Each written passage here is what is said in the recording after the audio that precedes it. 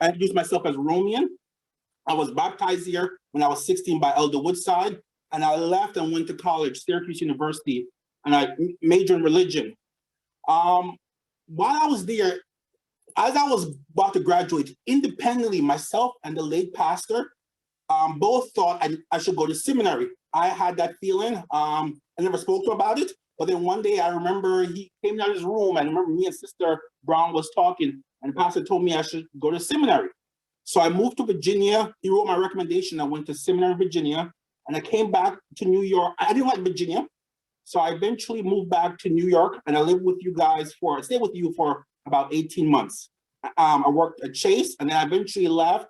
I moved to DC to go to Howard, so I went to seminary again. I haven't graduated yet, and my goal is to one day eventually graduate. I keep starting and stopping. My goal is to get a Master's Divinity and Master's Social Work to become either a pastor, counselor, or chaplain. And I want to work specifically with those who are vulnerable and those who are marginalized. And it's because of that passion is why I chose the topic of poverty. Poverty is a very important topic. It's a very topic that the church needs to deal with and needs to have a good response to it. The text, am I talking too fast? You guys hear me? Good. The text that was given for this topic is Deuteronomy 15, verse 10 to 11. And I'll be reading from the New Revised Standard Version, NRSVP. So this is what Moses wrote. Give liberally and be unbegrudgingly when you do so. For this account, the Lord your God will bless you in all your work and in all you undertake. Since there will never cease to be in need on the earth, I therefore command you, open your hands to the poor and needy neighbor in your land. And so for the next few minutes, I'm going to give a very brief micro-examination of poverty within the community, within the Black community, from a lens of liberation theology. A theology of God advocating on behalf of the poor.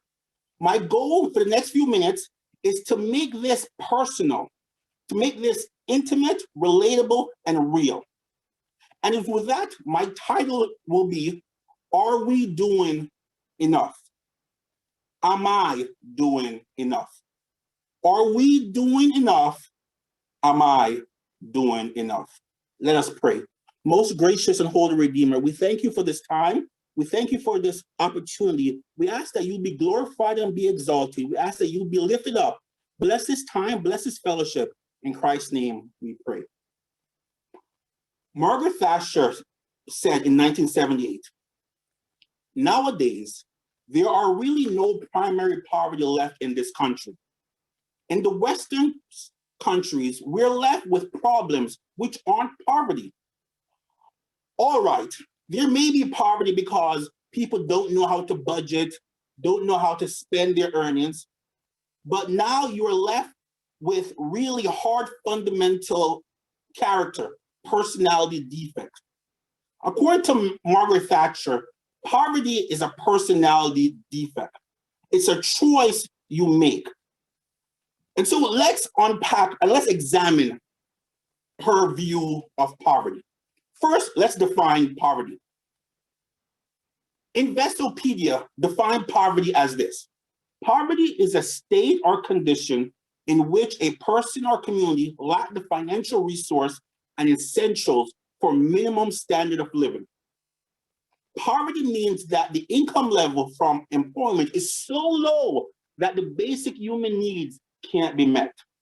A poverty-stricken person or family might go without proper housing, clean water, healthy food, and medical attention.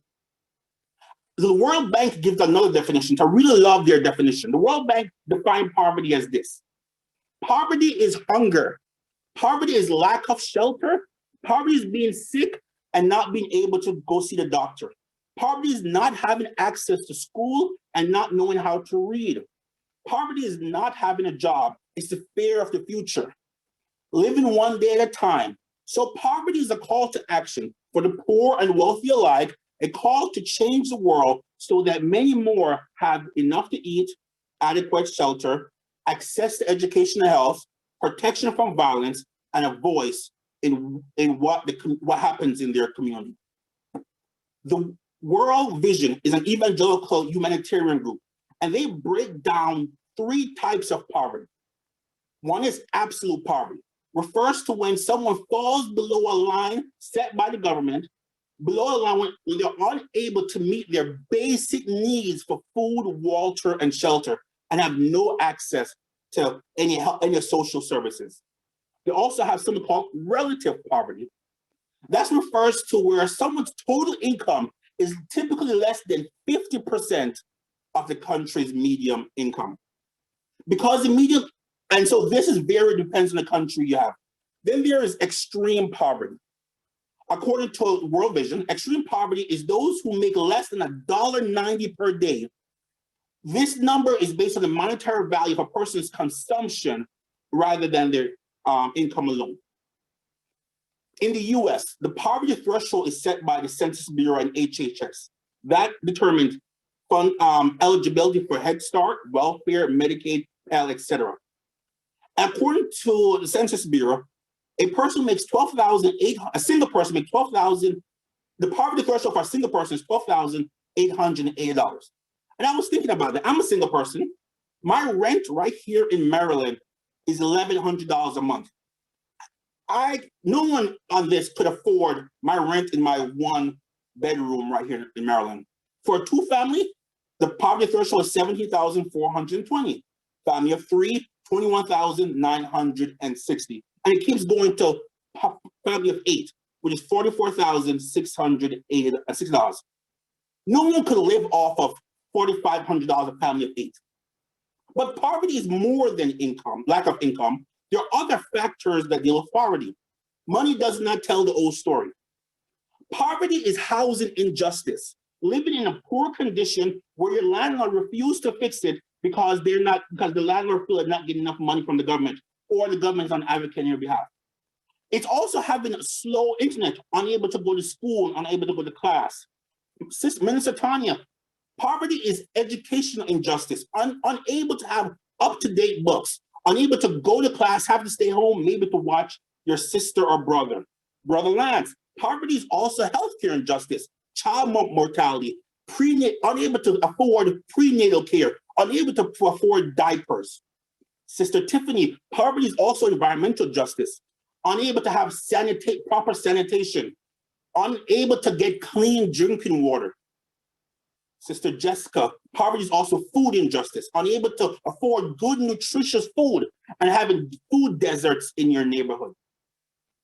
Other Sister Jessica, poverty is also mental health injustice, unable to afford a therapist, unable to take time off from work to go see that therapist. And poverty is also racial injustice, redlining, gentrification, building highways into using eminent domain improperly. And so let's talk about this racial injustice as it relates to poverty. So let's look at a brief look at poverty within the Black community. Per the census in 2019, the poverty rate for Blacks was 18.8%, almost 19%. However, the share of Blacks in poverty was 1.8 times greater than the share of the entire population. Blacks represent 13.2% of the total people in poverty in America. Blacks represent 13.2% of the total population, yet represent 23.8% of the poverty population. Blacks represent almost a quarter of those in poverty. And I'm not even including Hispanics. So it goes much higher than that. In other words, Blacks are overrepresented in the poverty population. Black family with single female head household represent 35% of the poverty in America. 33.3% of all those who get the temporary assistance for needy grant, 33% of those are Blacks. So there is clearly a poverty issue when it comes to the Black community. Yes, poverty has been going down for Blacks. However, there's still 8.5 million Black African Americans who are currently in poverty. There is an issue. So the question I asked earlier, are we doing enough? Am I doing enough? Now, part of the reason for this is that the median income for Blacks has been raised in a slower rate than the other group. In 2008, Blacks were making $39,827. And in 2019, on average, was making $45,438. So on average, in the 10 years, Blacks' median income increased by $6,000. However, in that same period of time, whites started out making $68,435, and they increased to $76,075. They increased by almost $9,000. But look, there's already intrinsically $30,000 gap between what Blacks make and what whites make in the average median income. And so the issue of poverty is not a character issue, as Margaret Thatcher says. It's a lack of money. It's a lack of resource, and it's a lack of opportunity. Bread for Life is a Christian organization that seeks to fight hunger and poverty. And they give some staggering statistics. They say for Blacks, there's a lack of access to food. 8% of Blacks live in an area, 8% of Blacks live in an area with a supermarket. So most significant Blacks do not have at least one supermarket. Food desert, I alluded to earlier. 94% of Black counties, predominantly Black counties, have food insecurity. There's an issue of lower employment and income within the Black community. Blacks are typically more unemployed or have low paying jobs. Currently, 10.4% of Blacks this is before COVID, are unemployed. COVID probably skyrocketed that number. There's an issue of poor education that also leads to poverty. We know that typically, not always, the education you have can be predictable of what you're earning. And this is why it's so unfortunate where disproportionately the lower resource schools are within the Black community. 40% of Black students attend a high poverty school. And Blacks have the highest amount of college debt. Poverty could lead to poor health. There's a lack of nutritious food that causes serious medical conditions, including obesity and diabetes, and that increase in medical costs. 55% of Blacks have used a credit card to pay for their medical bills. 34% of Blacks choose not to go to the doctor because they can't afford it. Poverty could also lead to poor credit. Companies sometimes are unable to lend us, because lack of jobs, we're unable to maybe pay that bill off. That then hits our credit. They were unable to get loans to get a house. Because in America, the best way to build wealth is through buying a house. And so we're not even have the opportunity to buy a house. Some jobs require you to do a background check. Landlords require a background check. So you may not even get somewhere that you want to live. Poverty also leads to higher debt. As mentioned earlier, Blacks have a lower income and a higher debt, thus making them vulnerable to predatory lenders, either the pyramid scheme or these payday loans. Blacks typically spend about half of their income on debt. Poverty also leads to mass incarceration. Blacks are more likely to be incarcerated for the same crimes that whites commit. On average, Black family pays about $13,000 in court costs alone. Now, I know some of these are disheartening statistics. So what has the government done? And so there's a lot, but I'm not going to go through all of them. I want to focus on two. One is the New Deal from FDR. FDR instituted the minimum wage, Social Security, and collective bargaining. But that wasn't without any challenges. The courts many times struck FDR down, and that was able to help not only Blacks, but all of us, all Americans, to get out of the Great Depression and World War I. World War II. Then there is the Great Society by LBJ, Lyndon Johnson. He instituted food stamps, Head Start, Medicaid, and Medicaid.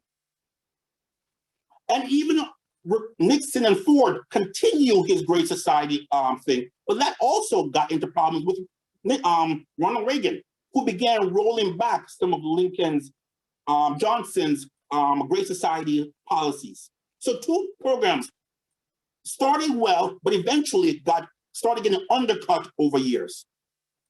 So what are some policies or institutions that's preventing Blacks from overcoming our poverty? One is this idea that's advocated by conservatives called personal responsibility. Because of that, they try to give restriction to helping those who need. For example, right now, a few months ago, the president gave child tax credit, unfortunately expired. And so now they're trying to renew it, and they're putting conditions on it, many conditions, in order to give the child tax credits. Some of those conditions exclude groups who need help, or doesn't give enough to help groups who are getting help. So also they give restrictions. This person responsible to give restrictions of what they could do with the funds. They also attach behavioral conditions. At one time in Florida, to get they thought about adding a drug test to get welfare. But not only conservatives are also causing problems, liberals too. Right now in 18 states is run by total Democrats. Yet, even though Democrats are in the governorship and in the assembly, they still are not dealing with homelessness and poverty. We see this in California, where California residents who voted overwhelmingly for Biden, they themselves are being an impediment for affordable housing. Why? They don't want their property value to go down. So they're saying, yes, we want to take care of the homeless people, but don't build a shelter in my neighborhood because I don't want my property value to go down. They're not living their values. And so these are two of the many reasons that's hindering Blacks from overcoming poverty. So let's examine, but we're a Christian group. So let's examine the Bible. I started earlier by reading Deuteronomy 15. So let's look at the context of that passage. In Deuteronomy 15, the author begins, in the NRSV, the author says, this is the year of the Lord's remission. In the King James Version, it's the year of the Lord's release. This is the seventh year, so the sabbatical year, in which God informed them to release all debt. Because I think one of the things God and God's foresight, God knows that a person's debt and interest could keep someone in bondage for a long time and make it almost impossible for them to rise up and overcome them. But God, in God's wisdom, says, yes, they could serve for you for these 6 years, but in the seventh year, you must release all debt and all interest. And then in verse 4, it tells us the reason why we're doing this, so God could bless you. God, in God's wisdom, knows that by helping others, you are also being helped. To deal with poverty, we need to not be selfish. Verse 7 and 8 says, don't be a hard-hearted person or tight-fisted person. We need to lend and lend generously. We need to give. A lot of time when we do stuff for poverty, we only give the bare minimum. Or we give and it's not enough. Or if we give too much, we complain. We saw this last year, the year before last year, where they were trying to give unemployed people $600 in additional unemployment, and people got upset, saying it's too much for these unemployed people. We want to give the bare minimum and cut it short. But the Bible tells, no, we need to give liberally and give enough for those who are in need. Verse 9 tells us not to be manipulative and hostile, not to say, oh, the seventh year is about to come. Let me do harsh things unto people. The Bible tells us even Even as you're about to release, you still need to have a generous heart and be given. I wish some of us politicians will learn that. And then verse 10 and verse 11, the one I read earlier. God tells us that we need to have a joy and a willingness to give, because there will always be people who are in need. We need to always have a desire. It needs to be a part of our calling to always say, I want to give.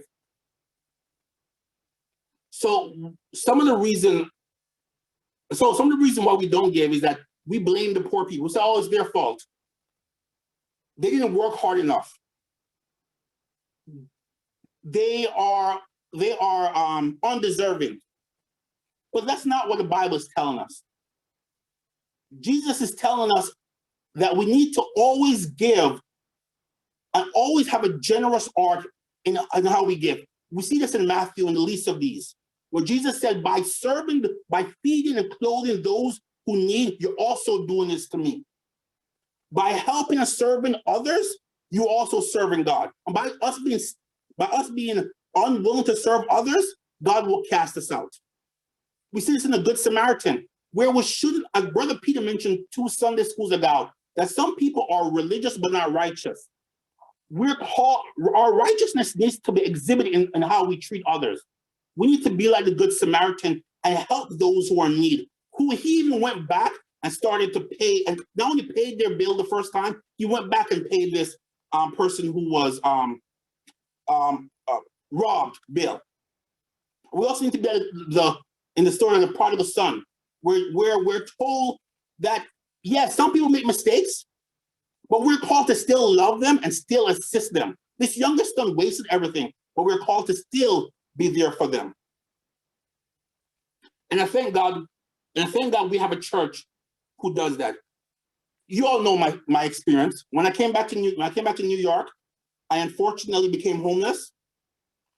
But thank God I had a church and we had a pastor who assisted me. The church never bought me a home. They never got me a car, but yet the church was there to help me. The pastor had Brother Peter brought me my first suit. When I needed ID to fill out the W-9 form for my temp job, the pastor paid for my state ID. And so we have a church. So I thank God for the church that in the midst of my own homelessness for those 18 months, we had a church that was there for me and to help me. And that's what we're called to do, saints. And so as I'm closing, because I'm out of time, as I'm closing, some stuff I want to encourage us to do. One, get educated on poverty. This is what my presentation is, very brief, very, very brief. Educate ourselves. Vote. Make sure you vote. Volunteer. Make sure you donate to cause that can help. Make sure you do mentorship. And there's programs like this Pastor Rodney in Texas, where his church set up a way to give food distribution. Now, 23 Children might not be able to do what he does, but we could partner with other groups to do a food distribution. Or what Reverend Barber does. He does a march in Washington. We might not be able to do a march in Washington, but we could volunteer or sign up and go. There's many different things that we could do to help. And so I want to end with this. I quoted Margaret Thatcher in the beginning. And so I'm going to quote Nelson Mandela. Nelson Mandela said, overcoming poverty is not a gesture of charity. It's an act of justice. It is the protection of the fundamental human right, the right to dignity and decent life. Jesus, I think, even said it so much better. Jesus said, as he went into the temple, the Spirit of the Lord is upon me because he has anointed me to bring good news to the poor. He has sent me to proclaim release to the captive and recovery of sight to the blind, and to let the oppressed go free, to proclaim the year of the Lord's favor. Saints, I hope I encourage you to have a desire to do more to help those who are in need. This is part of our calling. There's so much stuff I skipped out, so much stuff that in a short period of time I couldn't talk about, but I encourage you to do research, learn more, pray and ask God, how could we help those who are in need? I thank you for this time, and God bless you.